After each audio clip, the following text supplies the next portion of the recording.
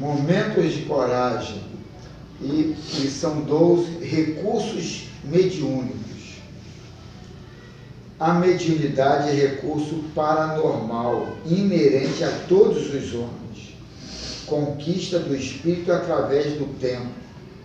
Melhor se expressa naqueles que mais facilmente se liberam das contrições do instinto, normalmente predominante em a natureza humana, instrumento para o intercâmbio entre as mentes desencarnadas e as criaturas ainda retidas no envoltório físico.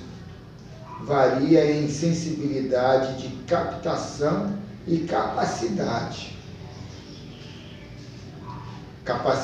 de filtragem, qual ocorre com as demais faculdades do ser, mais aguçada em uns indivíduos do que em outros, surge espontaneamente, requerendo educação e estudo para atingir a finalidade a que se destina, como um embrião que espera cuidados e atenção para adquirir segurança, a fim de alcançar a meta que o aguarda. As resistências e valores morais do médium constituem a garantia indispensável para o ministério a que se propõe. A queda de água em desalinho produz desastres, enquanto que a canalizada gera força e energia. A eletricidade, para alcançar o destino que a aguarda, impõe a presença de cabos condutores à altura de sua potência. A segurança do edifício depende da estrutura na qual se apoia. A perfeição do equipamento repousa na harmonia e na superior qualidade de suas peças. A mediunidade, da mesma forma, necessita de vários e indispensáveis requisitos para produzir com segurança e equilíbrio. Há médiuns e médiuns e enxameiam por toda parte, conscientemente ou não, sintonizam por automatismo ou desejo com as mentes que lhes são afins. Porque a população do mundo espiritual seja muito maior do que a do plano físico, os homens sempre se encontram acompanhados por entidades desencarnadas, consoante aos compromissos de outras reencarnações ou as tarefas a que ora se vinculam.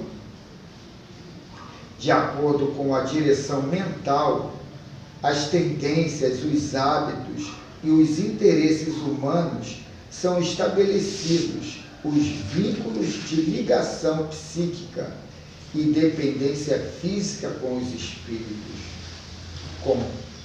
Como resultado, encontramos, aí daqui 5 itens. Os médios, primeiro, os médios da insensatez e do crime, bem como os medianeiros da esperança e da ordem. Outro, os médiuns da perversidade e da alucinação, assim como os portadores da bondade e do equilíbrio. Outro, os médiuns dos vícios escravizados aos tormentos que os ensandecem, assim também os vinculadores da virtude e da previdência. Outro, os médios da ignorância e da sombra, mas igualmente os mensageiros da luz e do conhecimento. Último, os médios da ira, da calúnia, do ódio. No entanto, outros que o são do amor, da verdade e da paz.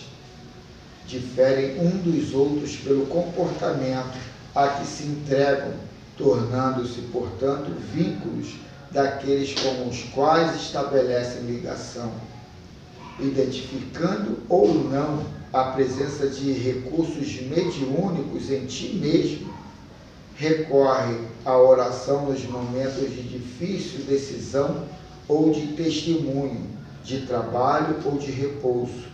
Observa-te, tentando conhecereis-te em profundidade. Procura fixar as tuas características pessoais superiores, eliminando aquelas que se te irrompem intempestivamente como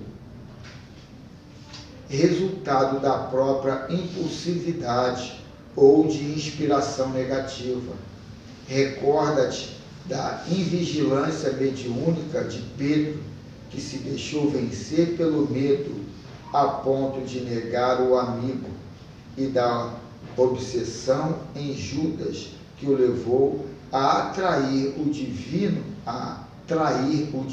benfeitor, mantendo-te atento e digno, a fim de que as forças do mal não te propilam a situações lamentáveis de que te arrependerás.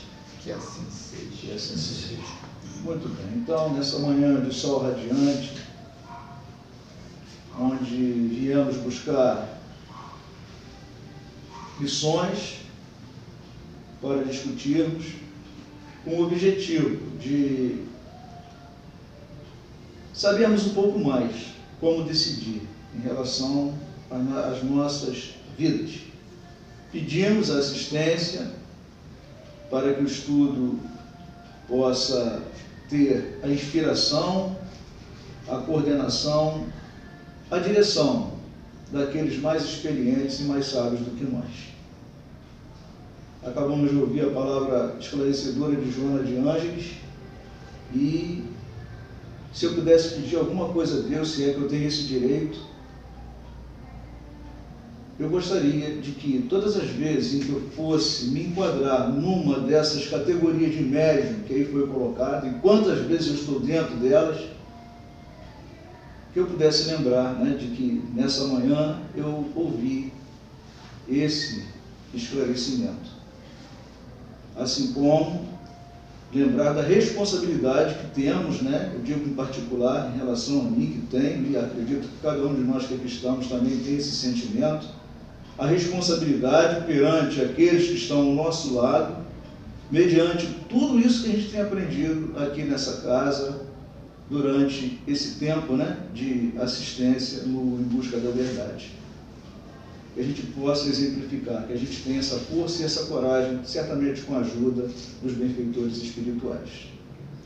E que a humanidade toda, nesse momento, possa receber, né, esse mesmo hálito divino que nós estamos recebendo nesse encontro da manhã do Dia dos Pais, que, conforme disse ali o Erlei, é uma data comercial, mas é uma data também que a gente pode usar como reflexão, né, para nós espíritas. Não estamos aqui aguardando o presente, né, em comemorações diferentes, né? O que nós queremos é que Deus possa nos dar força, né, e que nós possamos ter esse entendimento, né, de que precisamos cumprir com a missão que pedimos de vir como Pai aqui na Terra.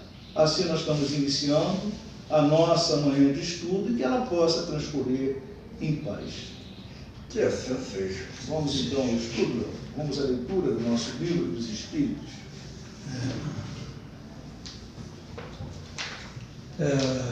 O livro dos Espíritos. Só um instantinho. Eu fico, rapaz, ontem, quando eu escuto aquela página que a gente deu ontem, todas as vezes que eu escuto a leitura das bem-aventuranças, rapaz, eu fico com vergonha, cara. Falando sério, eu fico com vergonha, cara. E aquela carta de Paulo aos Coríntios, também, cara, eu me sinto envergonhado, porque eu sei, cara, eu já ouvi, já li, já recebi esse recado, mas, cara, vira mexe eu me vejo fazendo exatamente o contrário daquilo ali. E eu acho que pra gente aqui não tem mais desculpa não, né? Não tem mais como a gente pedir perdão não, cara. É o que eu disse ontem ali, a gente ainda está muito indisciplinado nesse orar e vigiar, que é questão de sintonia, de sintonizar uma frequência superior. E a gente toda hora cai num hábito que está dentro, é inerente, está dentro de nós e a gente está acostumado a baixar a frequência, a gostar do papo pequeno, trocadinho, e a gente ainda não está ainda muito massificado nesse policiamento de manter a frequência, manter a nossa atenção numa frequência alta. A gente relaxa e cai, mas vai ter um momento que a gente vai relaxar e subir. Então, quer dizer, questão de trabalhar, massificar. Eu também sofro disso, toda hora. Mas o que me alenta, o que me dá as forças é que eu estou todo dia massificando mensagens melhores, mensagens positivas. Eu troco a televisão, eu troco de canal quando baixa uma mensagem, um filme que denigre, que te incentiva a coisas em polaridade, em extremidades intensas, né? Eu assim, cara, eu já não me escandalizo tanto quando eu vejo os outros fazendo. Eu me sinto escandalizado quando caraca, droga que eu fiz, para não falar outra palavra, né? Eu não tinha que ter feito e não precisava de fazer, mas a gente vai e faz. Às vezes é o pensamento da gente, às vezes não é nem atitude, às vezes é pensamento, entendeu? É uma pessoa que chega com um problema qualquer, pô, agora, pra que? Então, quer dizer, a gente vai, sabe? É o ego, né? É o ego que ainda manda. Por favor, defina papo, abre aspas, papo pequeno, fecha aspas. Coisas vulgares. O que a gente pode considerar como vulgar? Vulgar, o cotidiano. O que dá mais ibope? Falar bem ou falar mal? O que dá mais ibope? Mas o que acontece? Infelizmente, quer queiram ou não, esse é o nosso mundo. A gente vai viver de coisas, veja assim, esse é o nosso mundo, a gente vai viver de coisas pequenas e também de coisas grandes. Mas aí o que for pequeno, o que for pequeno, você não incorpora em você pega ele como exemplo. Por isso que, diferentemente de você, eu vejo muitas vezes até o que não presta na televisão, que é para poder ter um exemplo e não usar aquilo como parâmetro para poder fazer, que às vezes você até no falseamento pega e faz aquilo sem querer. Então você tem que ter sempre a presença do mal e do bem, para você ter bem definido o que é bem e o que é mal. Até porque num ato de autorreflexo, você vai poder pegar e vai ingerir aquilo ali para você e falar assim, não, está errado. Às vezes é preferível ser omisso do que eu fazer aquilo. Menino, vou falar uma coisa para você. Nós temos que prestar atenção num detalhe. À medida que você vê os detalhes do dia a dia, onde se encontra o bem e o mal, você já tem um preparo justamente para você encarar a realidade. E a nossa realidade mesmo, impondo mesmo na realidade, é o domínio positivo, é o domínio do bem. Agora, o nosso subconsciente, ele nos acusa quando nós pisamos torto.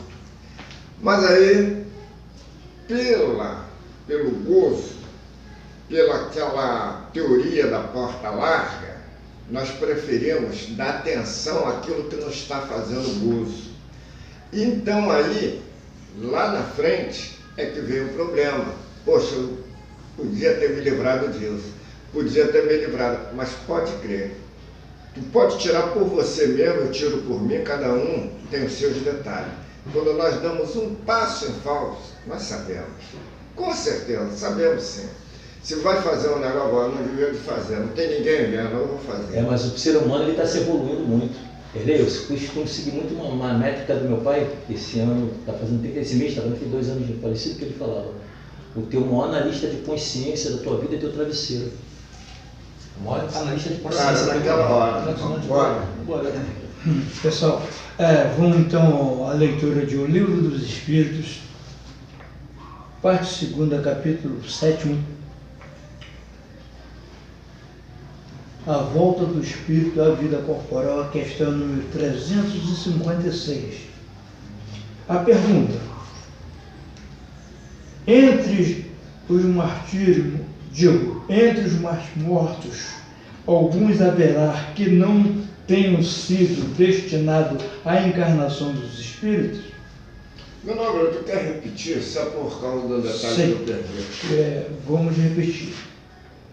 Entre os mortos, alguns haverá que não tenham sido destinados à encarnação dos espíritos? Aí, peraí, Algum- tu entendeu? Só um minutinho, tu entendeu a pergunta? Quer que repita? Se quando o cara nasceu morto, se realmente ele teve Se tinha um espírito ali para nascer, a se introdução do aonde? espírito dele. Dando continuidade. Alguns efetivamente a cujos corpos nunca nenhum espírito esteve destinado.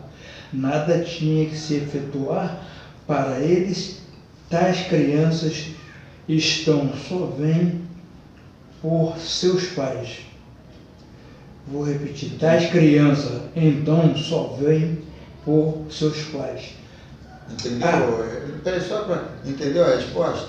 Que aquele corpo que está se colocando não tem um espírito ali. E ele vem somente pelos pais. Esse pelos pais. É só um embrião, né, no caso. Ele tem duplo sentido ali. Ato reflexo, de repente uma consequência do que o pai e a mãe fizeram. Não, vem como prova para eles. Como prova, E né? também, não só prova para ele, e a construção daquele formato de humano, geralmente é formado pela a vontade da mãe ou dos pais. Exato. Porque não tem uma forma, o perispírito do reencarnante é que vai formar. Porque sem o perispírito é como se fosse uma verruga que nasce sem forma, se multiplica ali de forma desordenada e cresce. Mas a forma da criança ali é a própria mãe que formata, junto com o pai também, né? Continuando. Pode chegar a termo de nascimento um ser dessa natureza? Algumas vezes, mas não vive.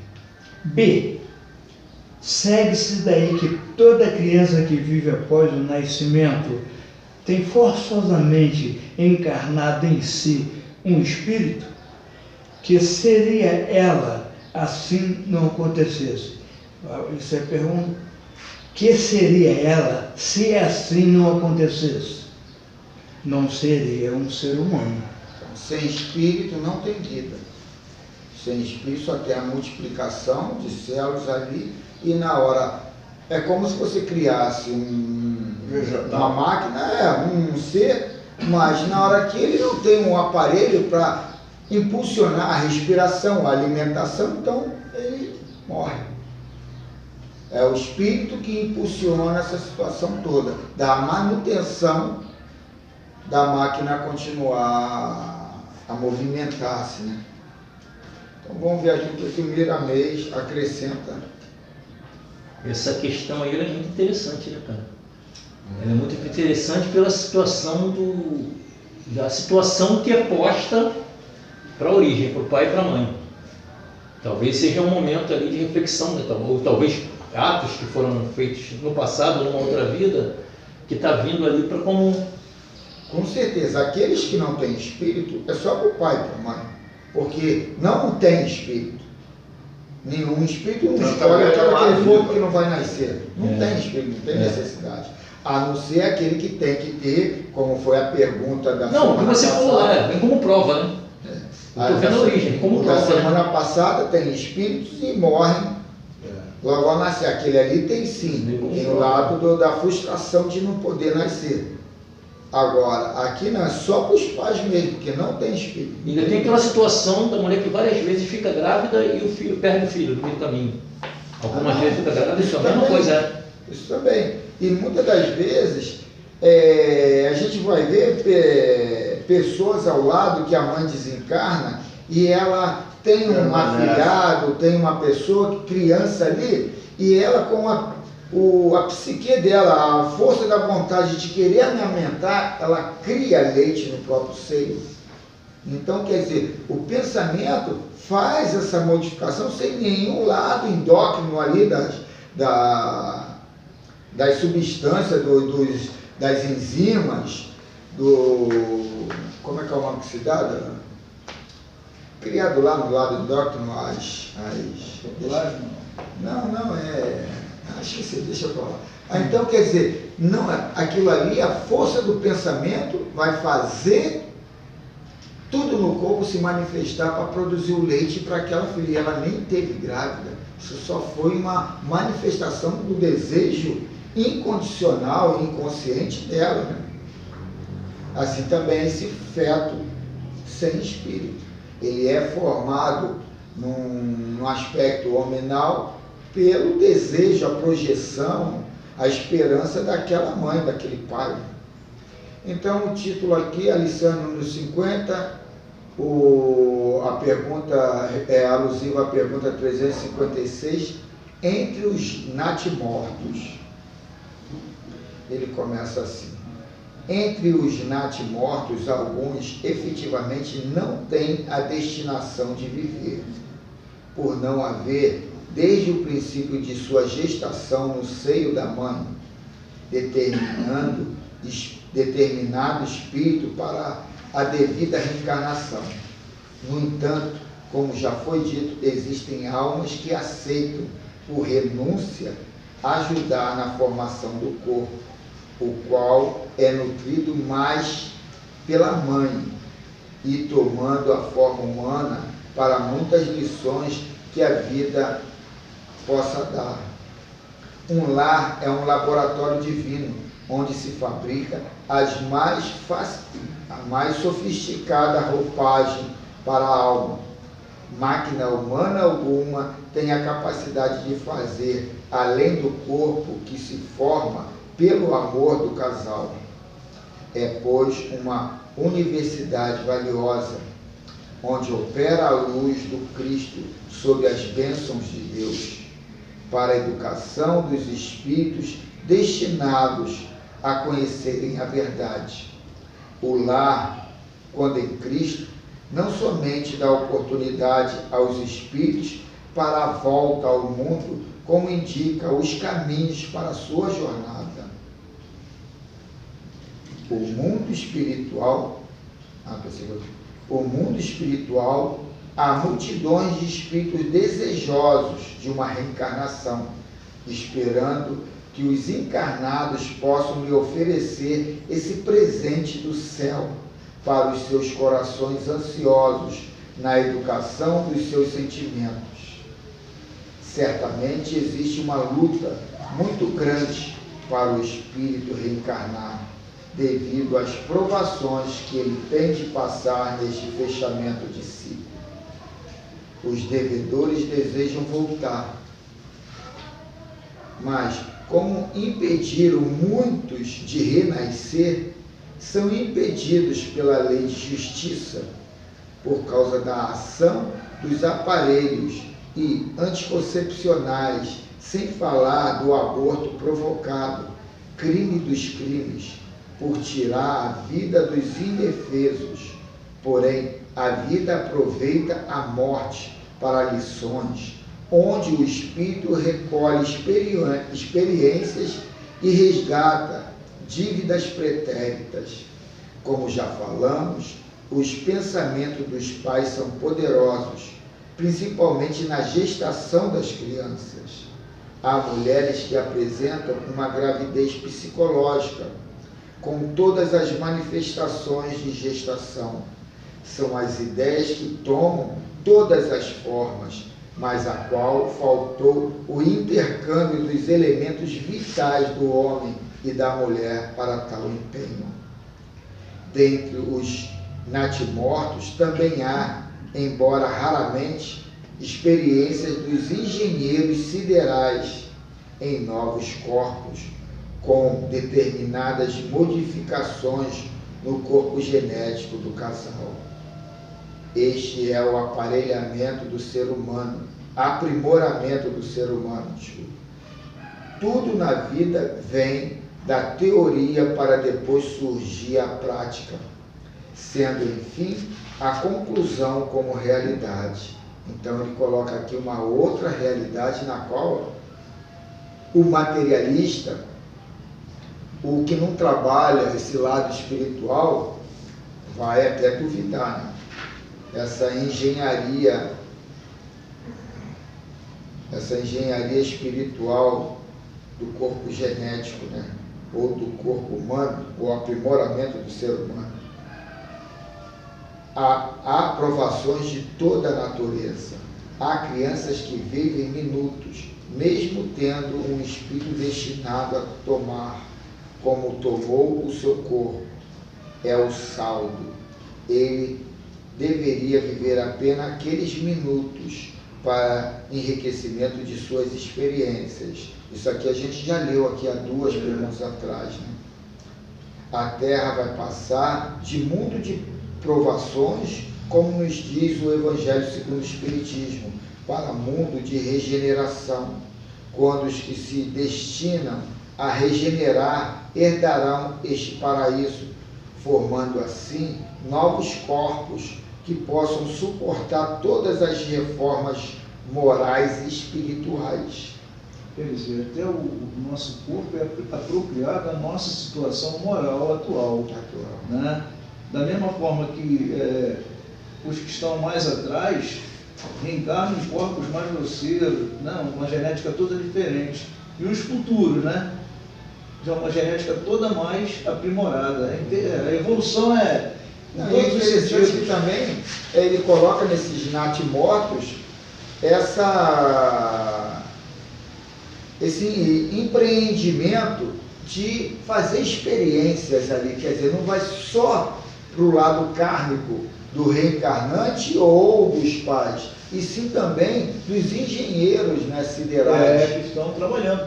E, Carlos, é interessante que a gente vê isso aí, a realidade disso aí por exemplo, no caso da irmã Dulce, né? Pô, você fala muito da alimentação, né? Quanto mais evoluído o espírito, menos necessidade de alimento para a matéria ele tem. Pô, a mulher viver de 2, 3 biscoitos, uma xícara de leite, e fazer o trabalho que ela fazia, que era desgastante, só um espírito, né, muito evoluído para poder suportar isso aí. Hopkins também, né? Ele, aquele problema dele também, ele se alimentava um pouco, e o cérebro do cara estava sempre pensando ali, né? Tem uma série deles, né?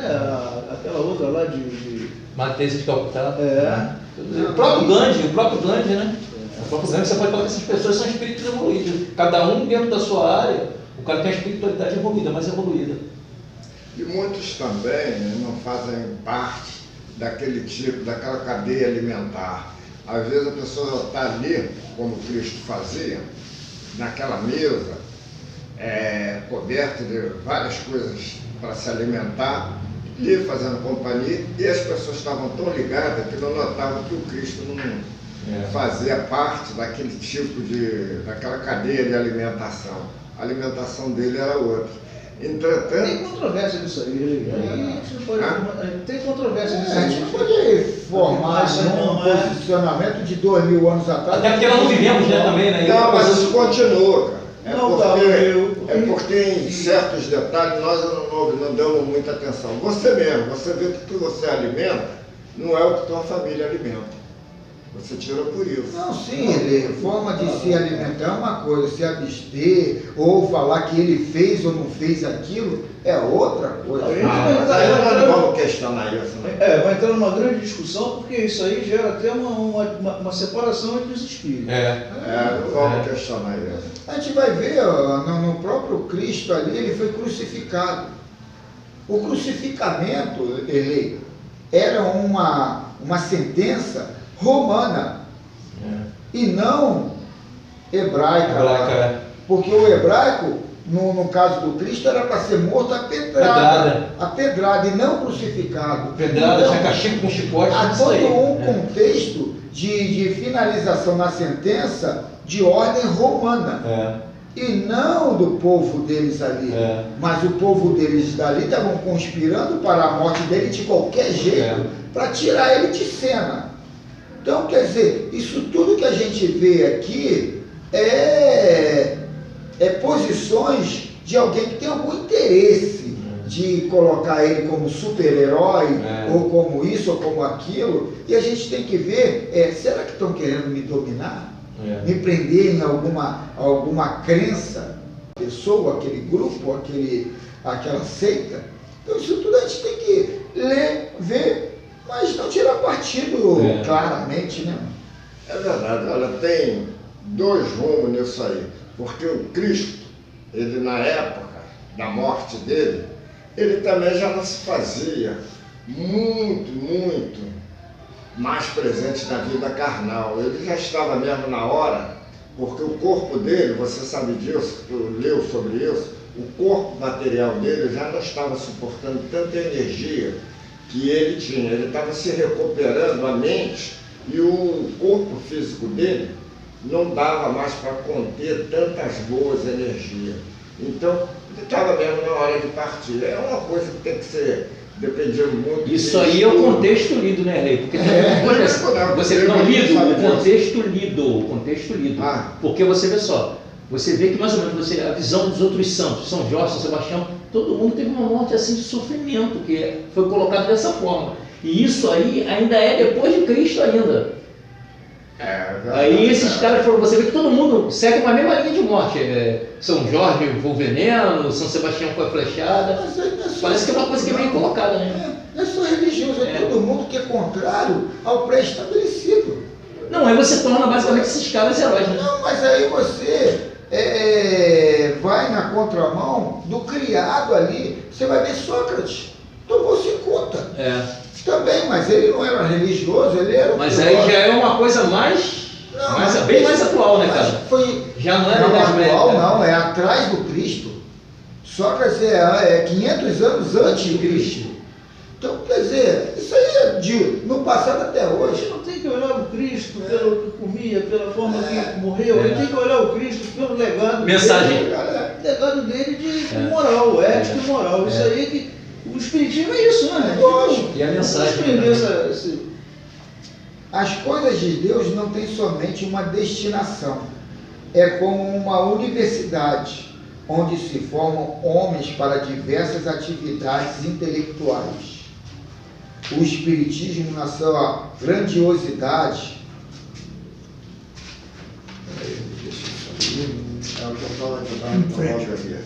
Não, não tem problema não, é meu, fica tranquilo. Não, nada a ver, cara. Ué, você, vai urinar na calça? Não, vai lá sim, cara.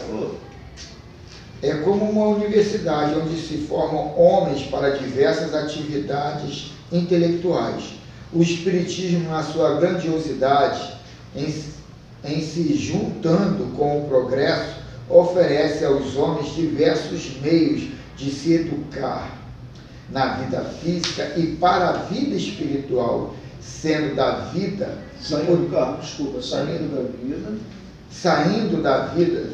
que poderemos comparar, chamando-a natimorta, para a glória da vida imortal, acompanhando Jesus e sentindo o Cristo pulsar em nosso coração. É interessante que ele colocando aqui oferecer ao homem diversos meios de se educar na vida física e para a vida espiritual, saindo da vida que poderemos comparar, chamando-a natimorta. Então, quer dizer, não adianta questionar, ler, ouvir e você criar o seu parecer, mas não querer induzir os outros a aceitar o que você acha, né? Bom, Carlos, o próximo é esse aí? O aborto, Esse tema aí Mas eu acho que a gente já falou muito dele, não tem muito o que se falar, mas eu vou te dizer, eu acho o aborto uma questão de ignorância só. Não é questão de crueldade, disso, apesar que quase tudo é questão de ignorância, né? Por isso que Jesus fala, conhecendo a verdade, ela nos liberta. Porém, a gente nasceu simples e ignorante e está numa ascensão consciencial de entender o todo. Então isso aí vai nos fortalecendo e qualquer agressão, qualquer ignorância, nada mais é do que sinal lógico desse estágio. O diferencial do espiritismo Vem por aqui. é exatamente esse, né, cara? Você sabe. Aqui. Você sabe, você não é levado àquele desespero, né? Pô, eu errei, cara, agora é aquilo, eu vou consertar. Se eu permanecer no erro, é burrice minha, né? É estupidez da minha parte, né? Que a partir do momento, por exemplo, você tem esse esclarecimento a respeito do aborto, tu vai praticar, aí já é a tua responsabilidade já aumentou, multiplicado por 100. Porque antes você fez, né, na aflição, porque o argumento, às vezes, que as pessoas colocam em relação a isso, eu não vou levar a frente essa discussão, porque não vai valer a pena deixar para a próxima reunião. Mas o argumento que as pessoas usam é plausível. Pô, é melhor eu tirar do que deixar nascer. Totalmente errado. Mas, pô, para quem não conhece essa visão de... Quem está contabilizando o financeiro, o harmonioso entre o grupo. Né? Agora, um evangélico, eu acho que ele está predisposto a entender, a aceitar o aborto. Porque a vida nasce como nascimento da criança. Quando não nasceu, parou. Então, quer dizer, o conhecimento dessa vida espiritual é que vai ampliar, que vai aclarar todo mundo a sair dessa ignorância. No caso dele, é o que a gente fala, fé cega. A fé dele é cega. No caso, o cara leva como pecado, aí o pastor vai lá e tira o pecado do cara, reza o cara, né? No pecado, o cara não está liberado, está liberto do pecado. Não é dessa forma, A ignorância do que nós conhecemos. A ignorância no sentido de desconhecer, né? Isso aí, eu estou lendo um livro lá que é legal sobre os manuscritos de Jesus. Tudo que está de Jesus eu compro ali para pesquisadores. Aí ele vai falando, sabe, toda a ascensão da religião católica. Aí ele fala que em 1800 e pouco, o padre Pio X, Pio XIII, sei lá, colocou uma lei. Pio XII. Uma lei de infabilidade papal. E que ali teve uma porção de controvérsia e que o cara mandou afastar e matar uns. Ele coloca lá esse terror que foi ali, foi na barra mesmo, colocado essa lei. Tu já leu os funerais da Santa Sé? Não. É editado pela FEB, leia. Os funerais da Santa Sé. Aí, cara, umas coisas absurdas, aí ele está mostrando, e ele vai fazendo também uma progressão dessas leis, e ele vai colocando todo o que está nos relatos antigos. E aí esse lance da crucificação de Jesus, uma lei que é romana e não, ele vem falando desses pormenores, tudo que tu vai falar, caramba, mano. O que aconteceu ali são situações, é que nem ele coloca que Jesus sobe no burrinho e passa por ali, porque o profeta lá atrás falou, e aquilo ali ia achar que Jesus era o rei divino hebreu.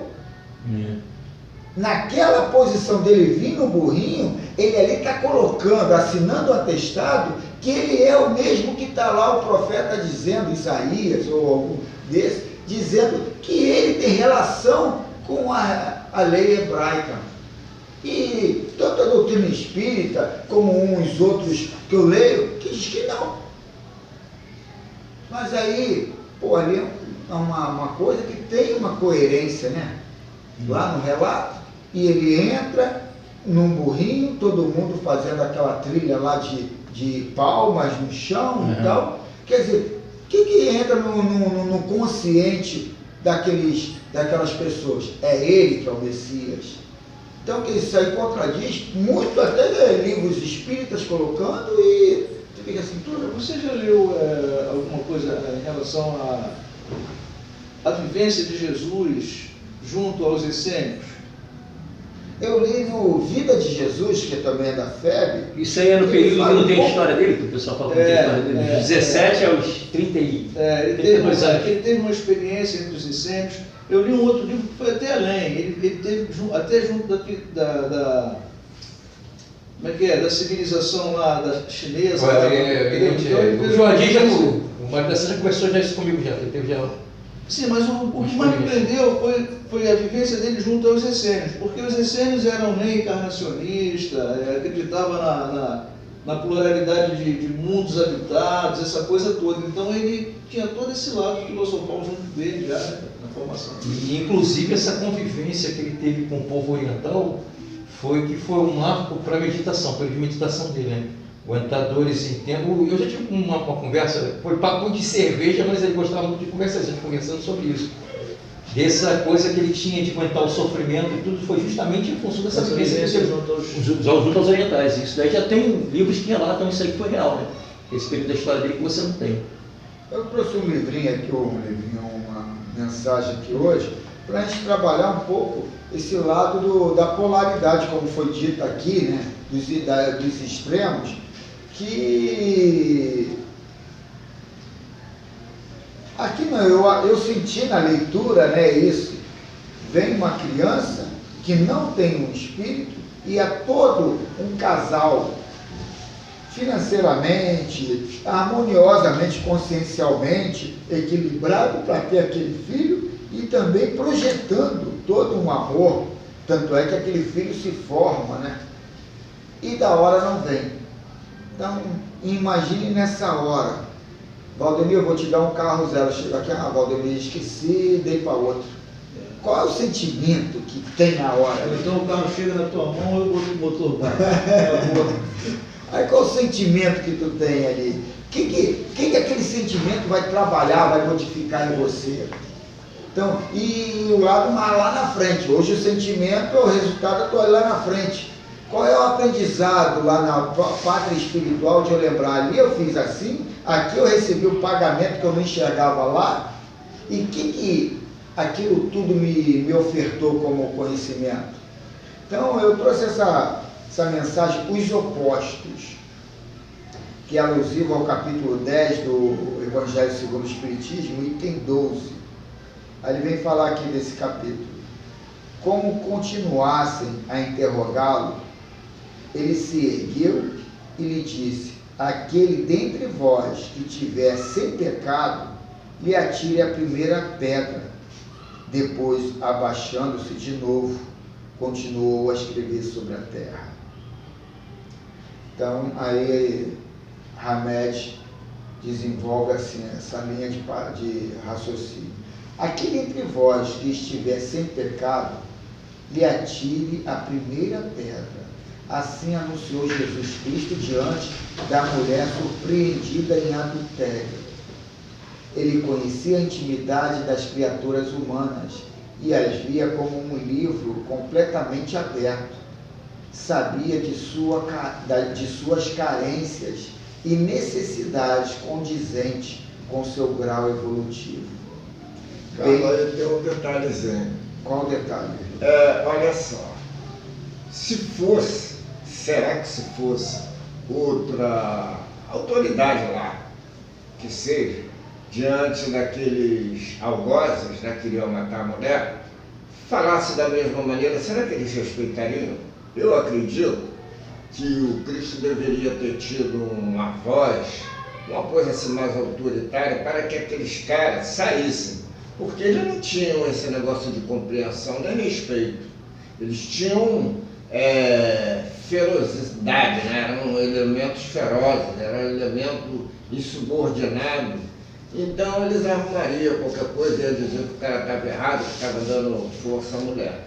Agora, como foi diante de Jesus, acredito eu que aquela energia que Jesus continha, alguma coisa passou que aqueles elementos respeitassem. Eu não acho que ele O Carlos acabou de falar agora que é o tempo da ignorância, né? O espírito está evoluindo. Aí outra coisa, assim, realmente eles buscaram Cristo por quê? Porque eles tinham uma autoridade moral, mas não tem essa coisa da energia em si. E detalhe, naquela época as pessoas se respeitavam sim, pô.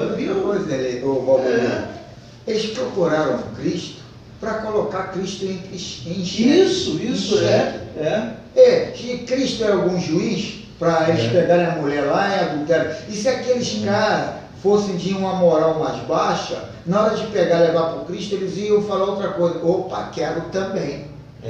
Senão vou te levar para ser apedrejada.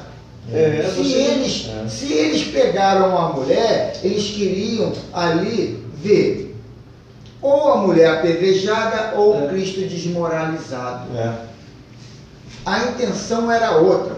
Quando a gente fala, a gente quer levar para o lado bruxulento, místico da coisa. Tem o lado político. O lado político era o principal ali. Agora, Carlos, o que pode se dizer é o seguinte, nessa linha de raciocínio do Verley, é que o Cristo, além do conhecimento, da sabedoria que ele tinha, estava muito bem assessorado, entendeu? Mas não foi nada de sobrenatural, nada de sobre-humano. Foi uma coisa... Não é como se fosse um psicólogo muito à frente da nossa era. Ele olhou aquilo tudo e viu, pô, aqui é uma bagunça, aqui é um bacanal toda hora. Pô, nego vem porque a mulher está com outra ali, querendo apedrejar ela. Olha só, aí quis dizer, e aí, vocês só vivem errado aí, vai atirar nela? Quer dizer, ele viu isso tudo de forma instantânea, porque a leitura dele é muito mais dinâmica do que a leitura da grande maioria das pessoas. E toda hora iam lá e ele mandava uma letra tão simples que as pessoas... Caramba, eles se viam pelados ali, nus, né? É igual a Anhanguera, né? Que jogou o álcool lá no meio da água, tacou fogo, tem poder, hein? Numa outra linguagem, né? Então, vou começar aqui o item que a gente já falou. Ele conhecia a intimidade das criaturas humanas e havia como um livro completamente aberto, é o que eu disse agora da leitura, né? Sabia de suas carências e necessidades condizentes com o seu grau evolutivo, bem como conhecia todo o mecanismo proveniente de sua sombra, quer dizer, a soma de tudo aquilo que eles não desejam ter e ver em si mesmo. O termo sombra foi desenvolvido por Carl Gustav Jung, eminente psiquiatra e psicólogo suíço, para conceituar o somatório dos lados rejeitados da realidade humana, que permanecem inconscientes por não querermos vê-los. Jesus sabia que todos ali presentes fariam daquela mulher um bode expiatório para aliviar suas consciências de culpa, projetando sobre ela seus sentimentos e emoções não aceitos e apedrejando-a sumariamente, conforme as leis da época. Só um parênteses, Bode expiatório. O legal de tudo, dessa leitura aí é o seguinte, cara, que esses livros que a gente tem lido, eles associam, né, o conhecimento atual com o que o Cristo praticava, 2000 anos atrás. Não, em situações antigas que você viu atualiza para mostrar, né, cara, esse elo entre a ciência e a religião. É muito legal mesmo, muito importante. A gente vê que mudou as nomenclaturas. Gostei do tempo, pode espetar. É a mesma pessoa, só criou um verniz social ali mais sofisticado. É verdade. É uma coisa que pegou de prática, bode expiatório. Sempre tem um bode expiatório. Em consequência, todos ali reunidos sentiram momentaneamente um alívio ao executá-la, ou mesmo livre dos pecados, pois nela seriam projetados os chamados defeitos repugnantes e desprezíveis, como se dissessem para si mesmo: não temos nada com isso. O mestre, porém, induziu-os a fazer uma introspecção, impulsionando-os para uma viagem interior, indagando: quem de vós não tem pecados? Somos a todo instante tentados a encobrir nossas vulnerabilidades ou pontos fracos, por não aceitarmos ser natural que parte de nós é segura e generosa, enquanto outra duvida e é egoísta. Faz-se necessário admitirmos nossos pecados, porque somente dessa forma iremos confrontar-nos com nossos sótãos fechados e promover nosso amadurecimento espiritual. admitindo nossos lados positivos e negativos, em outras palavras, nossas polaridades, passaremos a observar nossa ambivalência, rejeitando assim as barreiras que nos impedem de ser autênticos. Urge que reconheçamos nossas condições humanas de pessoa em processo de desenvolvimento evolutivo. Ao assumirmos, porém, nossos opostos como elementos naturais da estrutura humana, egoísmo, desinteresse, dominação, submissão, adulação, aversão, ciúme, indiferença, malícia, ingenuidade, vaidade, desmazelo, apego, apatia. Veja lá que ele falou no início dessa frase, hein? Elementos da psique do homem, né? Todos nós somos isso aí. Somos. Aprendemos a não nos comportar como pêndulos, ora num extremo, ora em outro. A balança volta sempre ao ponto de equilíbrio. E é justamente essa a nossa meta de aprendizagem na Terra. Nem avareza, nem esbanjamento, nem preguiça, nem superentusiasmos, nem tanto lá, nem tanto cá. Tudo com equanimidade, quer dizer, senso de justiça, né? Isto é, dando igual importância aos lados, a fim de acharmos o meio termo. As polaridades unidas formam a totalidade ou a unidade, mesmo porque essa visão depende de ambas as partes unidas para que nossas observações e estruturas não sejam claudicantes, quer dizer, vacilantes. Em suma, unir as polaridades em nossas consciências nos torna unos ou seres totais. E ele continua, pensei que tinha terminado. Com essa determinação, vamos adquirir um bom nível de permeabilidade e conseguir transcender os limites e interligar nossos opostos, atingindo um estado de consciência elevada, o que permitirá que nosso consciente e nosso inconsciente se fundam numa unidade total. As pesquisas da atualidade analisaram as metades do cérebro e chegaram à conclusão de que cada uma tem funções, capacidades e suas respectivas áreas, onde atuam as diferentes responsabilidades da psique humana. O lado esquerdo cuida da lógica, da linguagem, da leitura, da escrita, dos cálculos, do tempo, do pensamento digital e linear. E do lado direito do corpo, entre outras coisas, enquanto que o direito de se prender às percepções da forma, da sensação do corpo, da intuição, do simbolismo, da atemporidade, da música, do olfato e do lado esquerdo do corpo, entre outras funções. Carlos, aí você vê, para buscar algo que o Cristo falou há 2000 anos atrás, para agora, né, no século 20, 21, foi no século 20 que ele escreveu, me parece.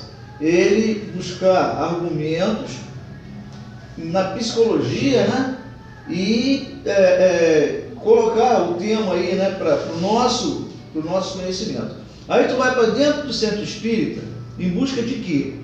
Né? É o que se fala, né? Quando você fala, muita prece, muito pedido, muito não sei o quê, não vai resolver. O que vai resolver é você sentar a bunda aqui e tentar ouvir isso aí e colocar em prática. Porque é a tua realidade, aquilo ali é o que acontece com a gente. É o dia a dia. Não vai adiantar eu ficar aqui, Senhor, me faz e tal, ou então saber que é possível um milagre. Isso não existe.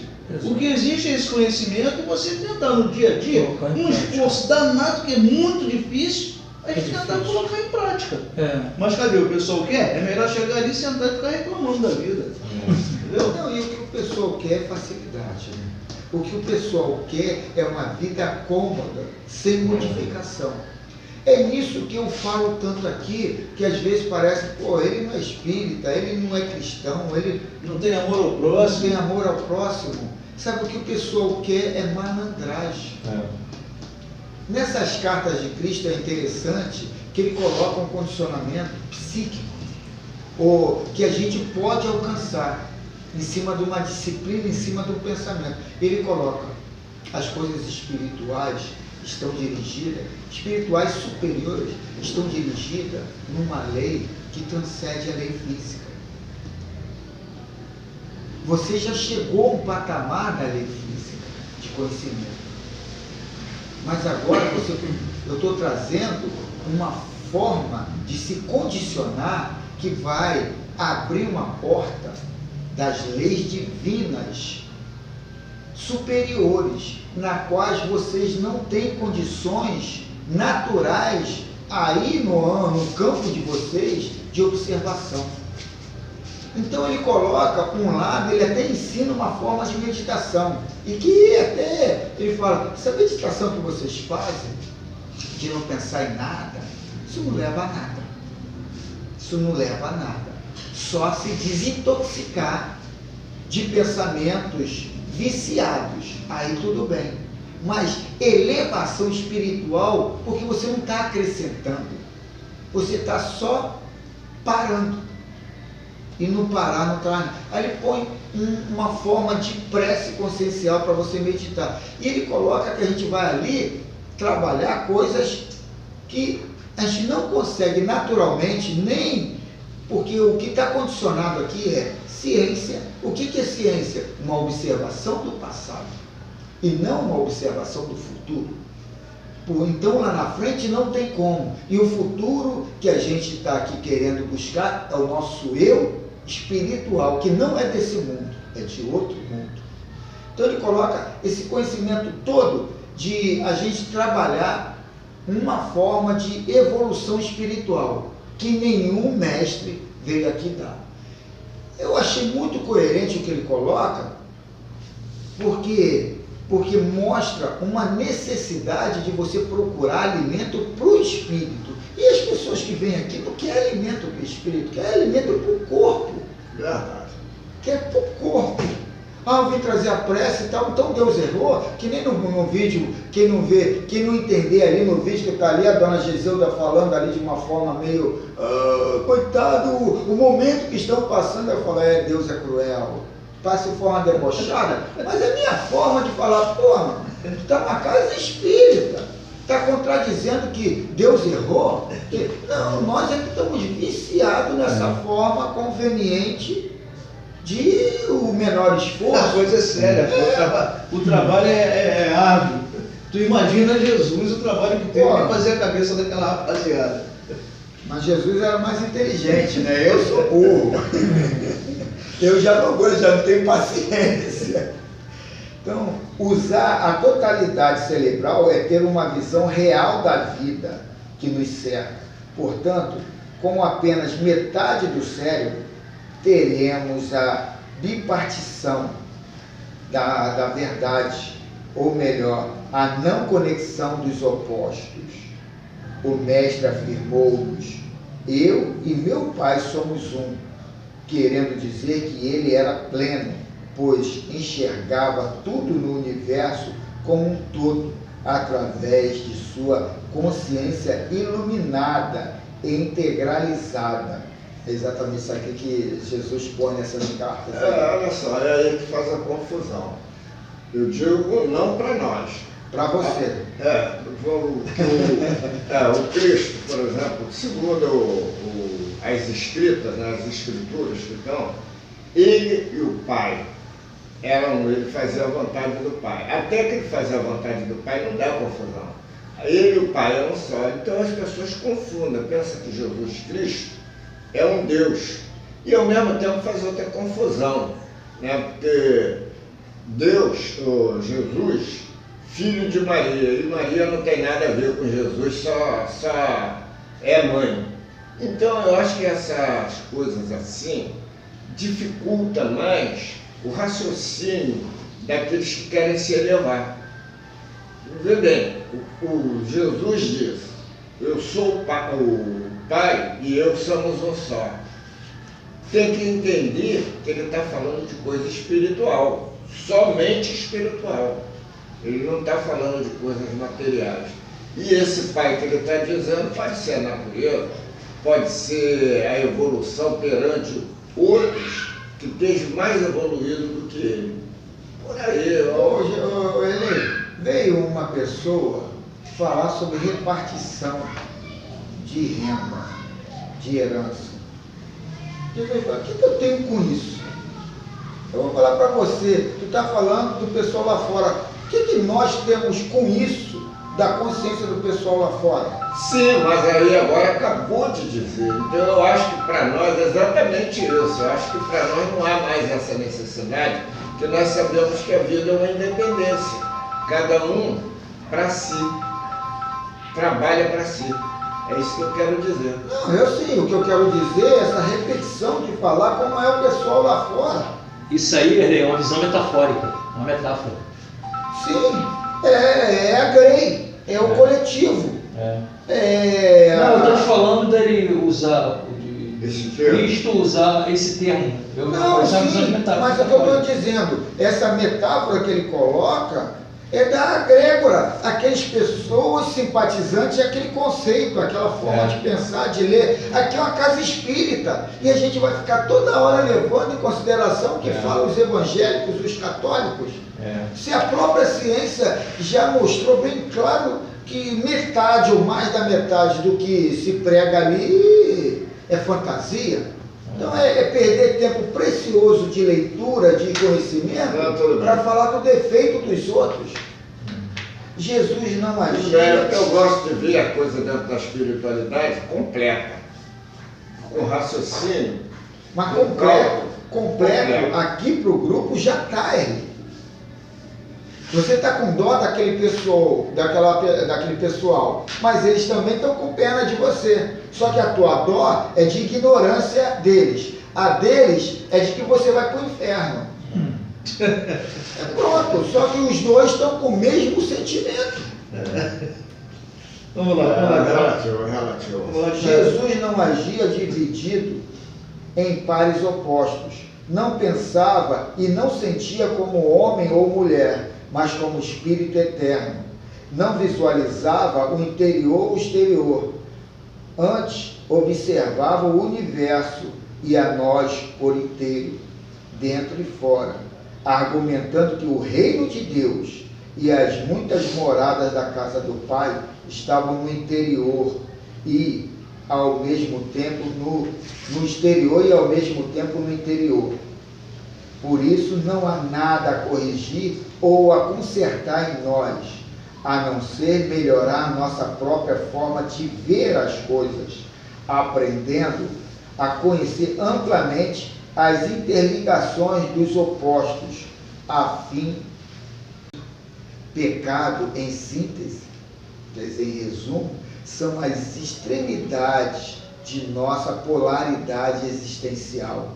Daí decorre a afirmação de Jesus de Nazaré aos homens que somente olhavam um dos lados do fato naquele julgamento e que ao mesmo tempo escondiam sentimentos e emoções que gostariam que não existissem. Em suma, a ferramenta vital para interligar os opostos chama-se amor, porque amar é buscar a unificação das pessoas e das coisas, pois ele quer fundir e não dividir. O amor tem que ser absolutamente incondicional, porque enquanto for seletivo e preferencial, não será amor real. Quem ama realmente constitui um nós, isto é, une sem anular o próprio eu. O sol emite raios para todas as criaturas e não distribui sua luminosidade segundo o merecimento de cada um. Assim também é o amor do Mestre. Ele diferencia bons e maus, certos e errados, poderosos e simples. Não separa nem divide, simplesmente ama a todos pelo próprio prazer de amar, que assim seja. Então, né, cara, que tudo isso aí, né, toda essa busca que o Hamed faz aí na psicologia, né, para nos explicar essa dualidade aí, né, nossa, né, porra, Jesus numa frase só matou tudo, né? Eu quis mostrar aqui para o Erlei, o que Jesus fez ali com os religiosos e com a mulher adúltera é a mesma coisa. Ele, da consciência dele com a consciência do outro. Cada um tem sua consciência particular, sua crença particular. E ele está no preconceito do que o dele está certo e os outros estão errados. E os outros estão também com o mesmo que eles estão gostei muito dessa parte tua. Eu gostei muito dessa parte tua porque quando você faz essa parte que Carlos tocou, quando você vai...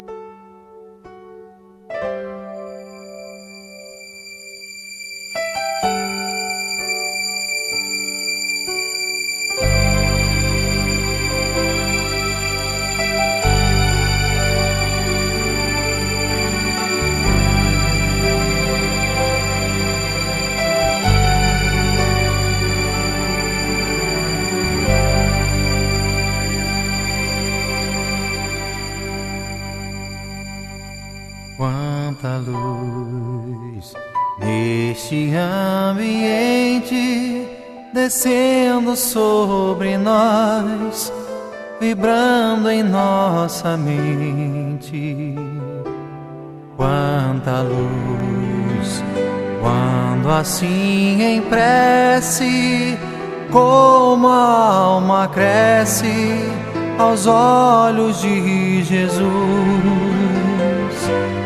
Quanta luz, pois em oração a voz do Mestre fala ao nosso coração. Quanta luz descendo sobre nós. Quanta luz, quanta luz.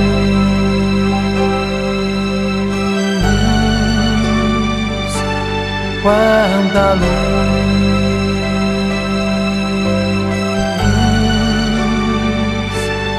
quanta luz,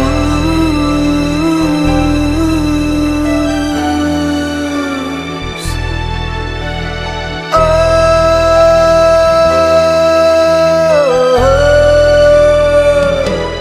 quanta luz neste ambiente, descendo sobre nós, vibrando em nossa mente. Quanta luz, quando assim em prece, como a alma cresce aos olhos de Jesus. Quanta luz, pois em oração a voz do Mestre fala ao nosso coração. Quanta luz descendo sobre nós. Quanta luz, quanta luz,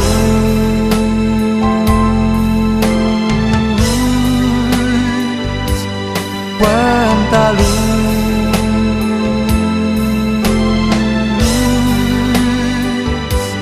Quanta luz,